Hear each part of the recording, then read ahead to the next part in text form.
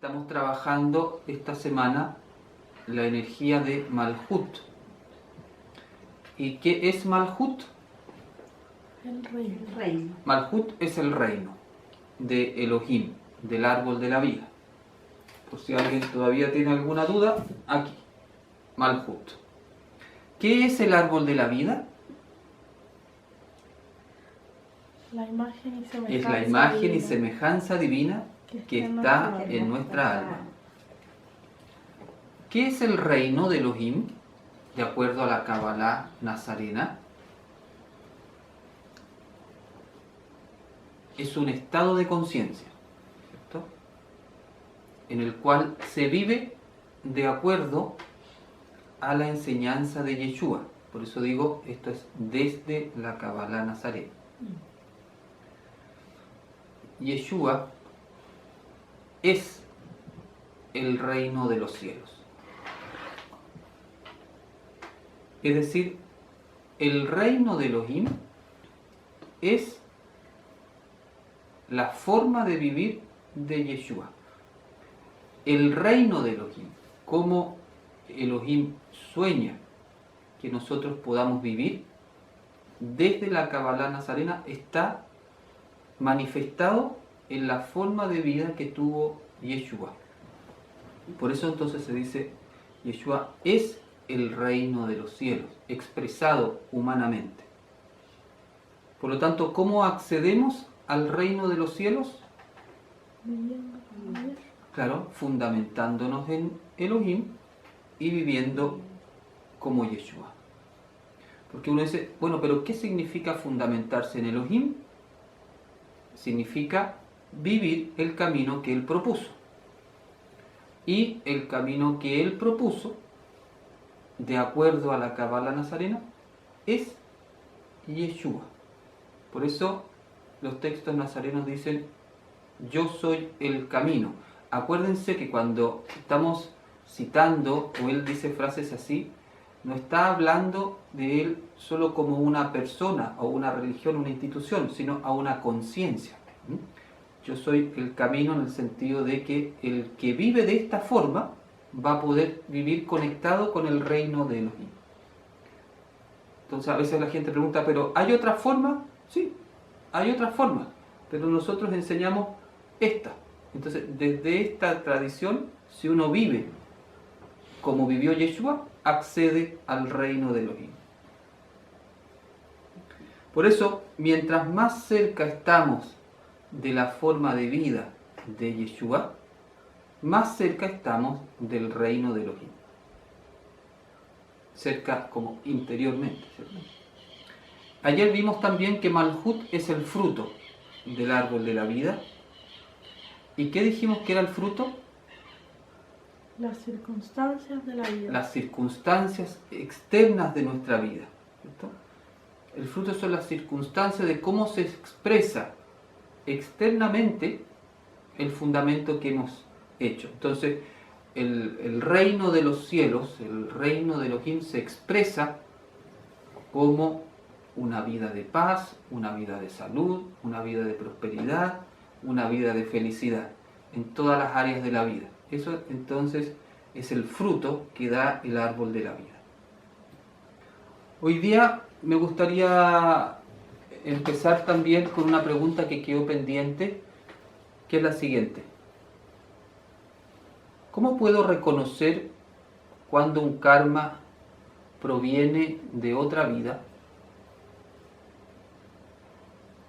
Bien, vamos a abrirnos a esta pregunta, pero yo voy a preguntar, ¿para qué necesitas reconocer si un karma proviene de otra vida? ¿En qué te puede ayudar?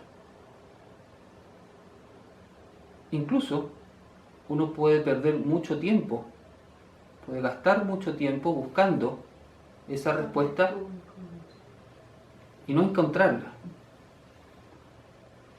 En la espiritualidad cabalística, más que mirar hacia atrás, buscando si un karma proviene de otra vida, lo que uno hace en la Kabbalah es el proceso que se llama Teshuvah, o sea, volver a Elohim, y mirar la vida desde hoy en adelante, más que desde hoy hacia atrás. No miras otras vidas, sino que miras esta vida desde hoy en adelante.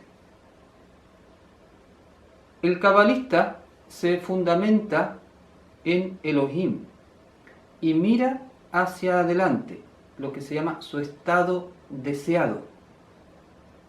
¿Cuál es el estado deseado para un cabalista? Es Mashiach. ¿Y cuál es el estado deseado de un cabalista nazareno? Yeshua. No mira entonces el cabalista lo que él fue en otras vidas. Mira lo que él será en esta vida. Esto es muy importante y central porque está codificado en el nombre que le da el Creador a Moshe cuando le habla de un nombre de sí mismo. Dice Eyé, que significa yo seré. El cabalista en su espiritualidad dice lo mismo.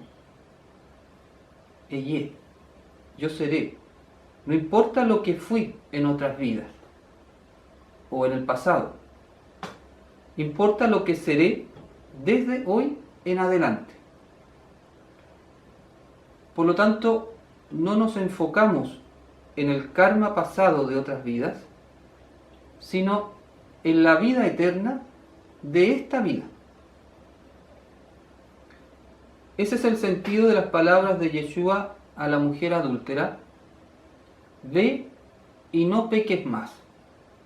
No importa lo que fuiste, no importa lo que hiciste, no importa los errores. Lo que importa es qué vas a elegir desde hoy en adelante.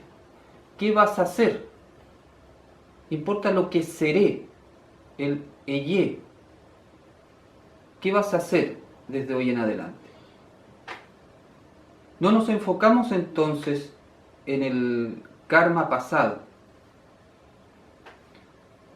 Además, aquí hay otra idea interesante, que es que el karma pasado, independiente de si es de esta vida o de otras vidas, hoy está en ti, en tu presente. Hoy en mí está todo mi karma, ahora, en este momento. En esta vida presente y en este segundo está todo mi karma. Por lo tanto, no tiene sentido buscar en otras vidas pasadas lo que hoy está aquí. Por eso el reino de Elohim es como una persona que metió su polera manchada en una lavadora. No se pregunta cuándo la manchó, o ¿Cómo dónde, la manchó? o cómo. Simplemente la mete en la lavadora y le quita la mancha. ¿Cuál es la mancha? Los errores. El karma. Las circunstancias adversas, producto de nuestros errores. ¿Cuál es la lavadora? La Teshuvah. La Teshuvah y tu nueva vida fundamentada en Elohim. ¿Cierto? Cuando uno se fundamenta en Elohim, elige nacer de nuevo y seguir las enseñanzas de Yeshua. Nacer de nuevo es nacer de nuevo. No estar mirando hacia atrás.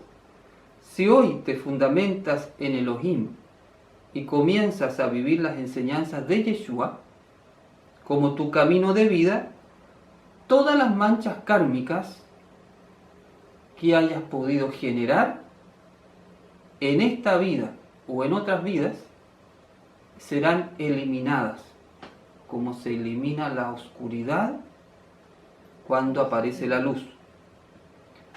Por eso, en Kabbalah, y específicamente te respondo desde la Kabbalah nazarena, no nos preguntamos tanto de dónde viene el karma, sino que tenemos la certeza de que si hacemos la opción hoy día del fundamento correcto, todo el karma se desaparece, se elimina. Tiene que ver con una mirada hacia el futuro, más que una mirada hacia atrás. Eye, yo seré. ¿Qué quieres ser? Esa es la gran pregunta que le plantea el Creador a Moshe. Bien, hasta ahí con esa respuesta. Después había también algo bien interesante que decía: las personas que nacen en circunstancias difíciles nacen en el árbol del bien y del mal por algún karma. Se habla mucho de karma porque estamos muy influenciados desde los años 90, 80 más o menos con toda la espiritualidad hindú, el tema kármico. Entonces aquí es importante aclarar lo siguiente. Efectivamente, hay personas que nacen en circunstancias externas difíciles. Pero eso no significa que nacen en el árbol del bien y del mal. Entonces, ahí hay un error conceptual en la pregunta. Entonces, las personas que nacen en circunstancias difíciles, ¿nacen en el árbol del bien y del mal por algún karma? No se nace en el árbol del bien y del mal. Estar en el árbol del bien y del mal o en el árbol de la vida es una opción personal. Eso es lo que se llama fundamentarse. Tú eliges dónde vas a fundamentarte. Por eso, la ley de causa y efecto, de acuerdo a esta ley, si una persona se fundamenta en el árbol de la vida, es decir, se dedica a hacer el bien a los demás, eso le traerá como consecuencias externas circunstancias favorables, circunstancias externas favorables. En palabras de Yeshua, lo que veíamos ayer, va a cosechar ese árbol, dará frutos buenos, ¿cierto? Vamos a cosechar frutos buenos. Pero, siguiendo esta misma ley de causa y efecto, si una persona se fundamenta en el árbol del bien y del mal y dedica su vida a recibir solo para sí mismo, de manera egoísta, y no hace el bien a los demás, eso le traerá como consecuencia circunstancias externas desfavorables. En palabras de Yeshua, ese árbol dará frutos malos. Por lo tanto, no hay que confundir entre la consecuencia kármica que me toca pagar y la opción de fundamento que elijo. Son dos cosas diferentes. De hecho, aquí hay una enseñanza muy bonita. Si estoy viviendo las consecuencias de un karma negativo, por ejemplo, circunstancias muy adversas, y hago un cambio de vida, me vuelvo a Elohim, nazco de nuevo, me fundamento en él y comienzo a vivir como Yeshua, entonces mi deuda kármica disminuye o incluso puede quedar totalmente saldada. Entonces, desde esta tradición, no es que nazcas en el árbol del bien y del mal, sino que pueden haber entonces circunstancias desfavorables externas, producto de errores. Pero como tienes la libertad de fundamentarte, te cambias de fundamento, empiezas a vivir de nuevo y ese karma se elimina. Porque en el plan divino, lo que Él quiere no es que nosotros aprendamos por el karma, por el sufrimiento duro, sino que Él lo que anhela es que nosotros aprendamos por la conciencia despierta, es decir, fundamentados en Él. Entonces está siempre esa posibilidad de volver. El karma se ejecuta o solo tiene sentido cuando yo no tengo intención de cambio. Entonces cometo un error y me mantengo en ese error, no tengo conciencia o no tengo el interés de cambiar, sigo así, como ahí me he ido contra las leyes universales y no quiero hacer nada para cambiar, me quiero mantener, bueno, ahí viene la consecuencia kármica, por una elección personal. Pero si yo me doy cuenta, ese error que ha generado una energía negativa, si yo hago la Teshuvá, la vuelta de Elohim, y elijo cambiar de vida, esa deuda ya queda saldada. Porque lo que busca el sistema de Elohim, es que uno suba la conciencia. Su objetivo no es que uno esté pagando, esté sufriendo, esté siendo castigado, en este concepto más como uno entiende a veces las cosas, sino todo lo contrario. De hecho, la ley del karma es tremendamente generosa con nosotros en comparación a lo que uno le debería llegar. Te lo van parcelando en cómodas cuotas para que no te llegue junto. Entonces, todo en el plan divino que nace de una mente que es misericordia, es para que uno pueda ir despertando. Así que no nacemos en el árbol del bien y del mal. Podemos morir en el árbol del bien y del mal. Eso sí, ¿no? Por elección nuestra. Es posible que en algunas circunstancias esté en el árbol bueno y otras en el árbol malo. ¿Cómo es eso? Entonces, aquí hay dos posibles respuestas. Una es la que uno no termina de fundamentarse bien, entonces está como con un pie en cada árbol, lo que comentamos ayer. Pero otra puede ser lo siguiente, que hoy día uno esté fundamentado en Elohim, pero todavía hay algunas circunstancias adversas que estén operando en mi presente, aunque yo ya esté fundamentado. Por ejemplo,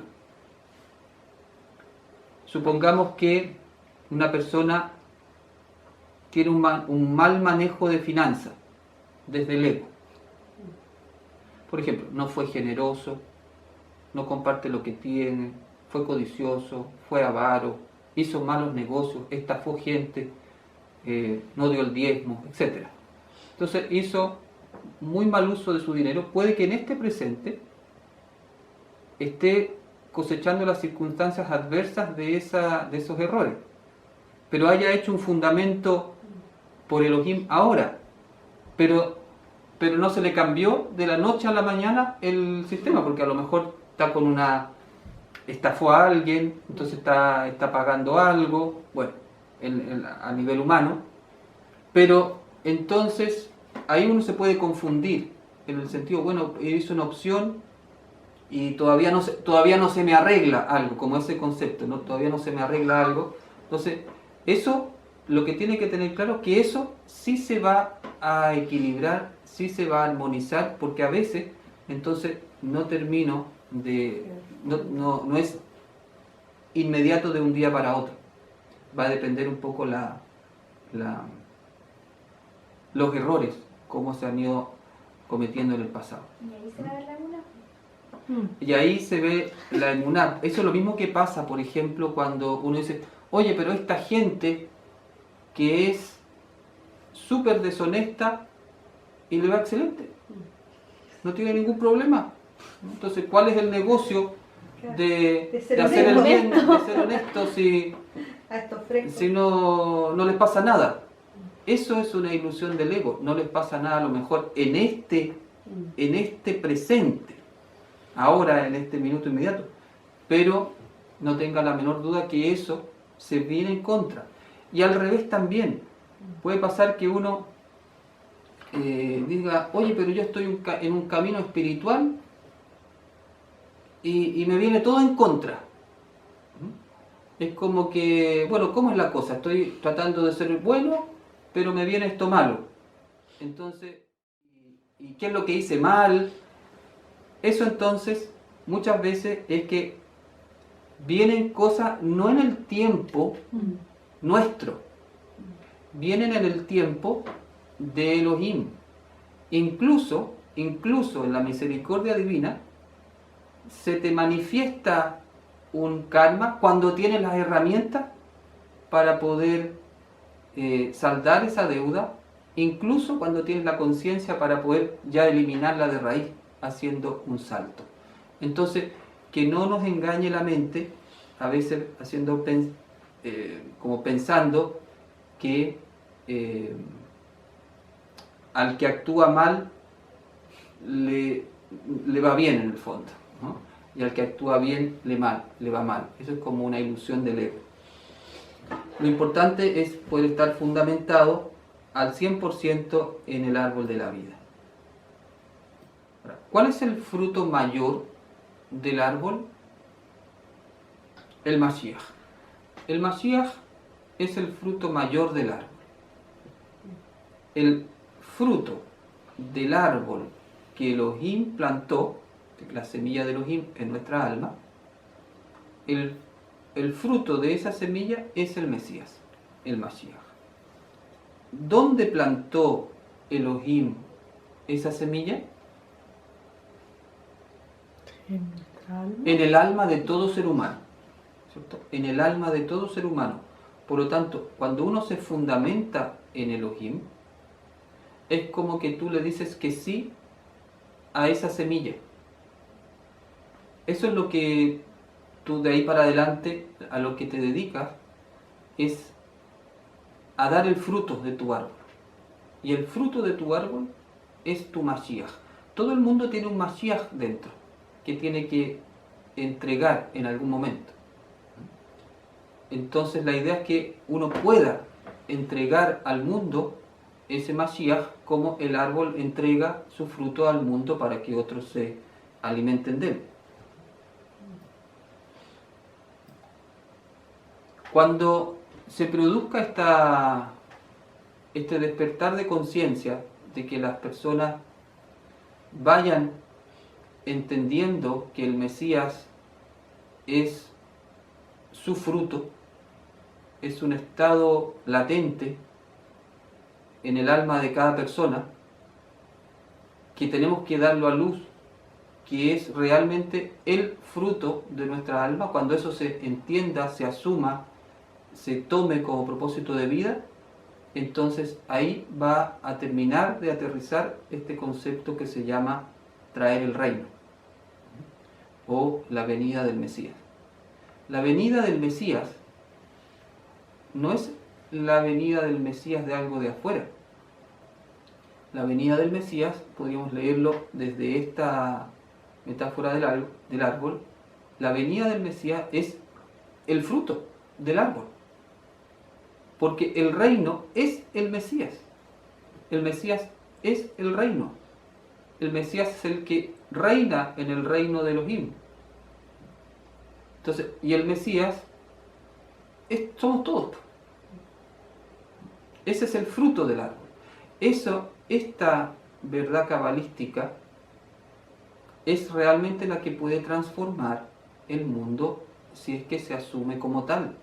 Y se deja de seguir esperando algo que venga de afuera de manera mágica a cambiar el mundo y a llevarlo a una dimensión independiente de nuestra conciencia.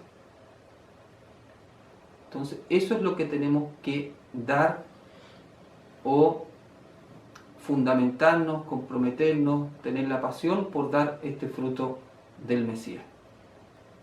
De eso se trata Malhut, de eso se trata el reino.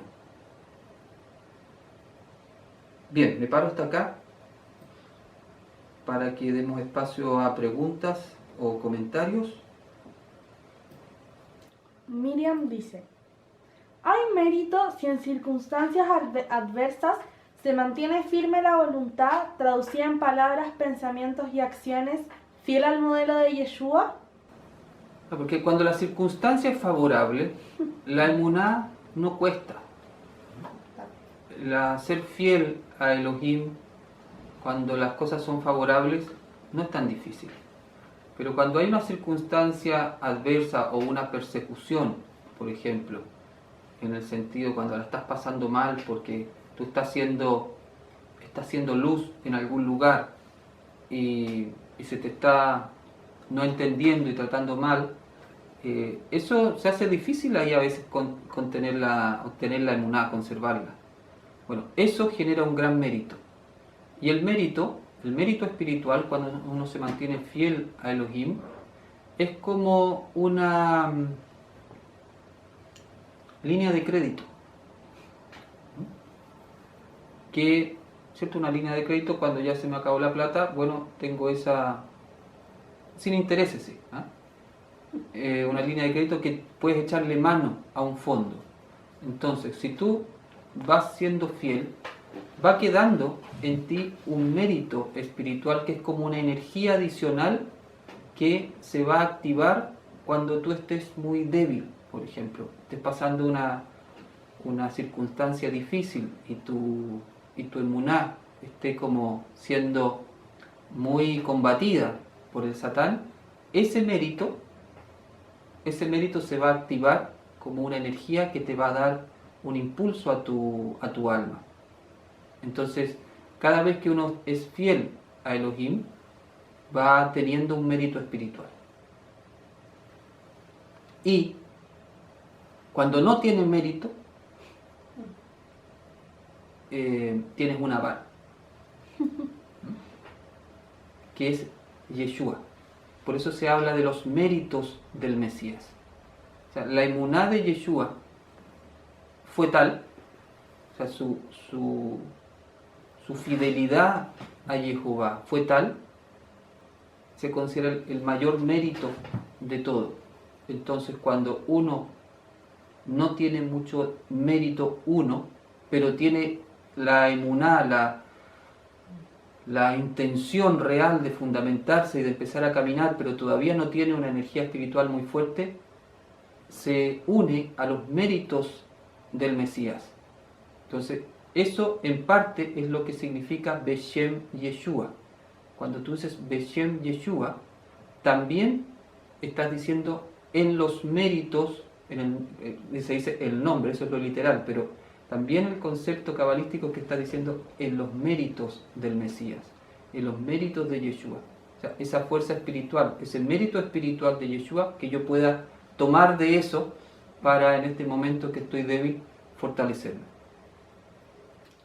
Pedro dice: así como todas las cosas tienen su origen en Keter y se manifiestan en Malhut, producto de una correspondencia en la esencia y en la polaridad opuesta, ¿qué método recomiendo para estimular las respectivas polaridades para facilitar la bajada del reino? Las polaridades son lo mismo, ¿cierto? La polaridad es la misma energía, solamente que se está manifestando en distintos niveles de vibración. Entonces, esa es la ley de la polaridad. Si el mundo está en oscuridad, está en Negativo. densidad, en baja frecuencia vibratoria, ¿cierto? Entonces lo que tú tienes que hacer por ley de polaridad es poder aumentar la frecuencia vibratoria de esa realidad, este mundo. El amor es la esencia. La esencia de Elohim es amor. Una de las cosas que más opuesto vibra es el miedo, acá abajo. Entonces, por ley de polaridad, lo que tú tienes que bajar aquí es amor, para aumentar la frecuencia vibratoria de este mundo. Por esta misma ley de frecuencia, el amor en su estado mayor es luz. Si tú lo bajas, se transforma en una acción, en una obra. El amor y la luz, por ley de polaridad, es una obra, una acción física. Entonces, si tú haces una acción física de bien, por ley de polaridad, ahí has iluminado este mundo. Y sobre todo, acciones que tengan que ver para eliminar el miedo. Por eso, el sistema, si quiere conservar la densidad en este plano, va a ocupar el miedo. Entonces, todas las acciones de amor que tú hagas para liberar el miedo es una forma de iluminar acá abajo. Marcela dice, si la circunstancia favorable es reflejo de mi fundamento en Elohim, ¿por qué dices que la emuná es más fácil? Porque cuando uno está pasándola bien, la emuná, a eso me refería, cuando uno la está pasando bien, ser fiel a Elohim no es tan difícil cuando las circunstancias son favorables, a eso me refiero. Cuando no hay ningún problema en la vida, entonces, bueno, uno dice, tengo emuná, ¿cierto? Pero cuando se mueve alguna circunstancia, cuando hay una circunstancia adversa, ahí se puede tambalear la emuná. ¿Qué es que tambalee la emuná? Es que uno tiene la intención de volver a fundamentarse en el árbol del ego. En realidad, pucha, me está haciendo difícil esto, ¿por qué no vuelvo mejor a como estaba? Y entonces ahí la emuná se puede debilitar. A eso me refería, que cuando la circunstancia es adversa, la fidelidad en Elohim es donde se va a poner a prueba. En una circunstancia favorable, la emuná casi no se mueve. Miriam dice, no recuerdo bien qué pasaje, pero cuando dice que si alguien hace algo malo, será castigado hasta la 4ª generación, ¿a qué se refiere?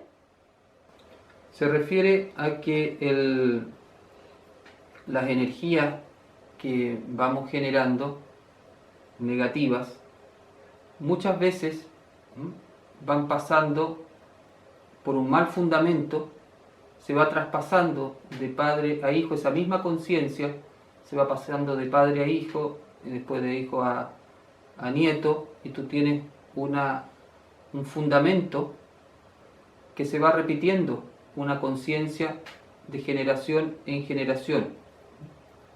Y eso no va a cambiar a menos que uno en su libre albedrío haga un cambio.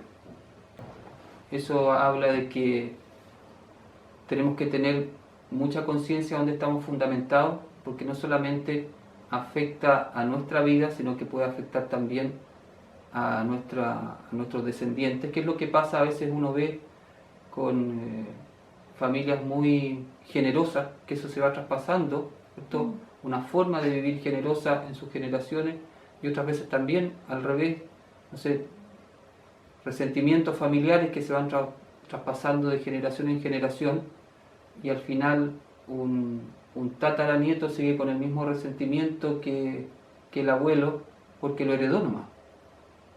Cuando uno se fundamenta en Elohim, de alguna manera estás purificando tú a tu descendencia también hacia el futuro, le vas dando un fundamento hacia el futuro más luminoso.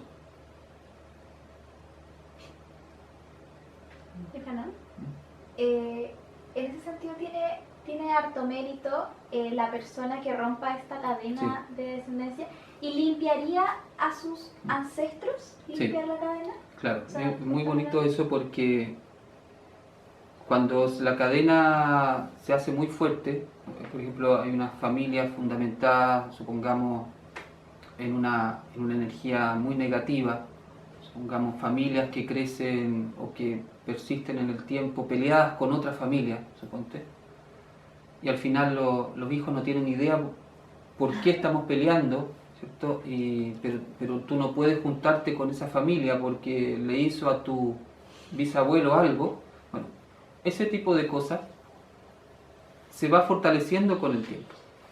Y si alguien quiere cortar esa cadena, se hace difícil, a veces se le puede venir incluso a la misma familia en contra, pero la persona que logra cortar esa cadena de negatividad y refundar, le da la posibilidad a su descendencia de refundarse en otra energía. Nuestras acciones tienen mucho más consecuencia que nuestra vida inmediata. A veces uno dice, bueno, yo soy así, ¿y qué si no le hago mal a nadie? Eso es la ceguera del ego. En realidad sabemos que una buena o mala acción mueve nuestra malla energética en todo el mundo. Esa acción puede afectar en términos negativos a nuestras generaciones. No las determinan porque cada uno tiene la libertad de refundarse, pero puede generar un patrón energético de hacer que la conciencia de nuestros descendientes siga manteniendo ese mismo fundamento. Entonces nuestras acciones tienen una consecuencia que a veces uno no es consciente de ello. Andrés dice, cuando se me hace difícil combatir el miedo, ¿qué sería lo ideal hacer en estos momentos? Lo ideal sería lo que decía Yeshua. ¿Te acuerdas cuando los apóstoles tenían miedo, o los discípulos? Decía, ¿por qué tienen miedo? ¿Qué más le decía? Hombres de poca emuná. La emuná es el antídoto del miedo.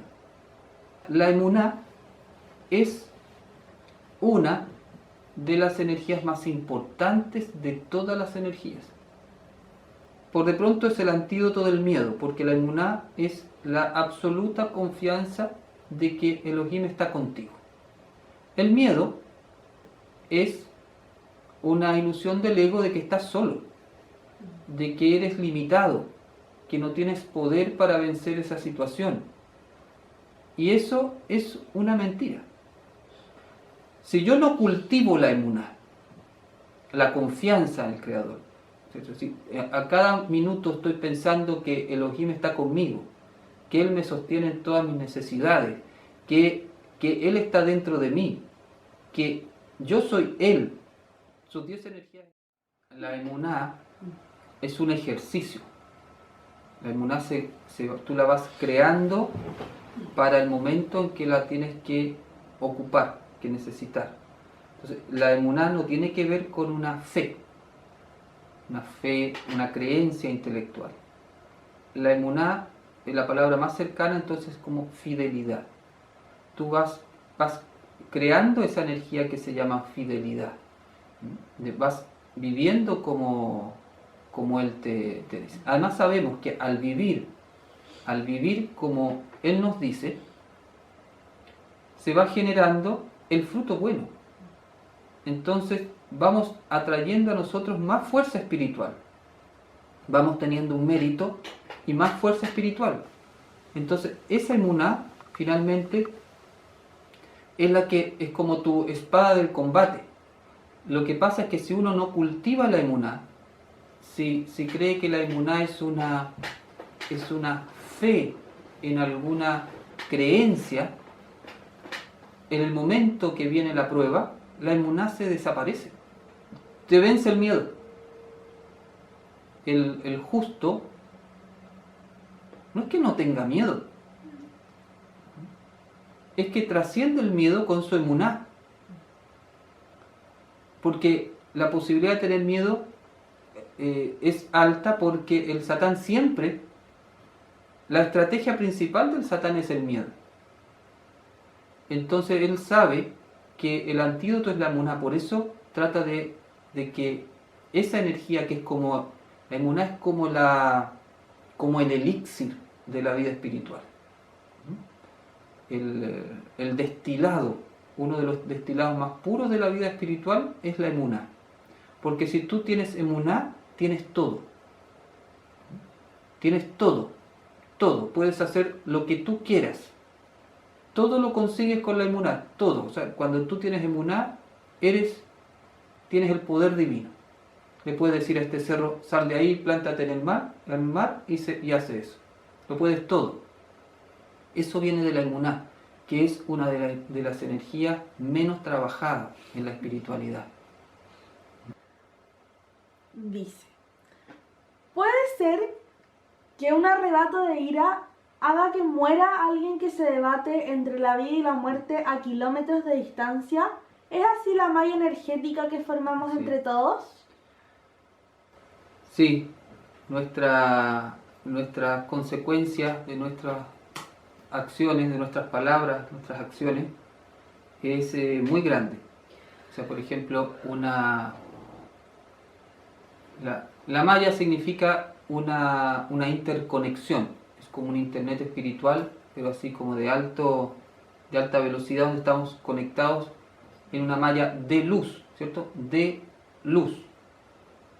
Eso significa, de una luz espiritual. Esto significa que la luz física va a 300.000 kilómetros por segundo, casi instantánea.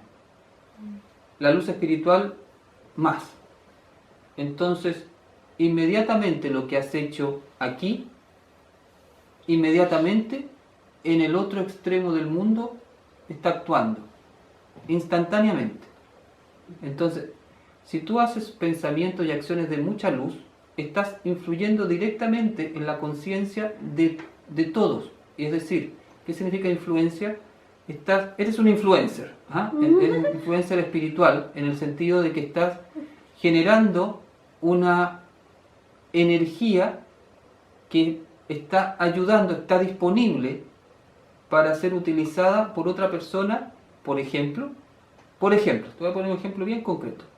Si tú haces un trabajo espiritual para perdonar, has puesto en la malla una energía para perdonar, que queda disponible para toda la humanidad.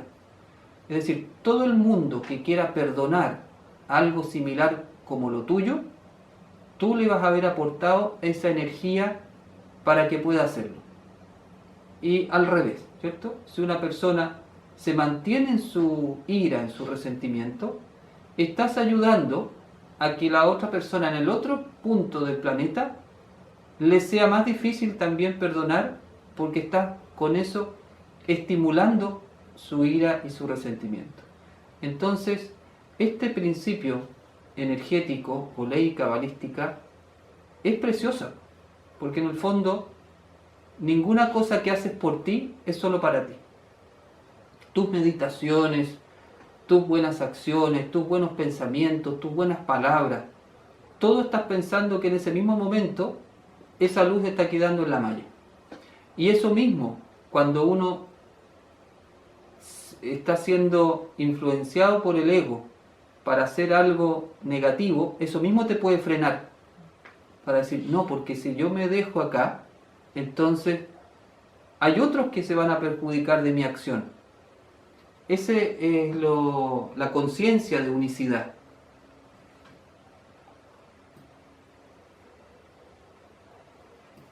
Magdalena dice, entonces la Kabbalah nazarena no cree en la fe. No como la religión.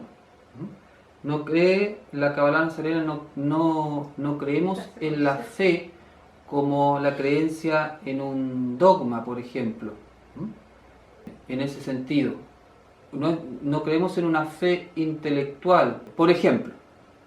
Entonces, ¿tú crees en Jesús? Sí, yo creo en Jesús. Pero de ahí a perdonar a mi prójimo, eso es otra cosa. Pero yo creo en Él. Creo que existió Jesús, creo que hizo lo que hizo, creo que hizo lo que dicen, creo que lo que enseñan, lo que dicen los textos, lo creo. Pero de ahí a yo perdonar al que me hizo esto, no. Ese tipo de fe no es la fe que se asume en la Kabbalah nazarena. Por eso nosotros no hablamos de fe decir que creemos en Yeshua. Hablamos más que tenemos emuná en Yeshua, y eso significa que más que creer en Él es vivir como Él. La emuná tiene que ver con la fidelidad en Él. Fidelidad significa hacer lo que Él hizo. Entonces, en ese sentido, no compartimos el concepto de fe. Yeshua es nuestro modelo, nuestro guía, y el Mesías, su conciencia Mashiach, es el fruto que nosotros queremos dar. Entonces nuestra emuná se manifiesta en vivir como Él. Elizabeth dice, ¿la emuná es la que nos permite hacer milagros? Sí, la emuná es la que permite hacer milagros porque el ser humano tiene el poder de hacer milagros. Pero necesita un nivel de conciencia, de conexión con Jehová. Y la energía principal para desencadenar los milagros es la emuná. La emuná, ¿cierto? Y vuelvo al punto, estar viviendo como Yeshua. Si uno está viviendo como Yeshua, puede hacer milagros. Si cree en Yeshua, pero no vive como Él, entonces no puede hacer milagros. Entonces se va cultivando la emuná con estas dos cosas, la confianza y la fidelidad. Daniela dice, me da la impresión de que Yeshua y el Padre se revelan ante una persona, incluso a veces sin decidir fundamentarnos aún en Él. Es como una experiencia espiritual muy intensa y después es difícil no estar fundamentados en Elohim. Es como que te tomara de la mano. Desde la Kabbalah, ¿qué es eso? ¿Nos ve preparados para fundamentarnos en Él? Esa revelación se produjo en un nivel espiritual primero. No es esta cosa que se te revela el Padre como tú vas por allá, ¿cierto? Y el Padre se te revela igual. No es esa revelación. Si la persona que tiene una revelación es porque en algún aspecto de su conciencia ya se ha producido esa unión con Él. Lo que pasa es que no es consciente todavía. Y esa revelación termina por desencadenar al plano físico conscientemente ese fundamento que tiene que hacer. Pero no es que la persona vaya como inconsciente por la vida y se le revela el Padre. Un aspecto de su conciencia ya lo anda buscando y no se ha dado cuenta conscientemente. Y cuando el Padre entonces se da cuenta que hay una búsqueda interior ya, se puede revelar y eso ayuda a manifestar ya físicamente ese fundamento.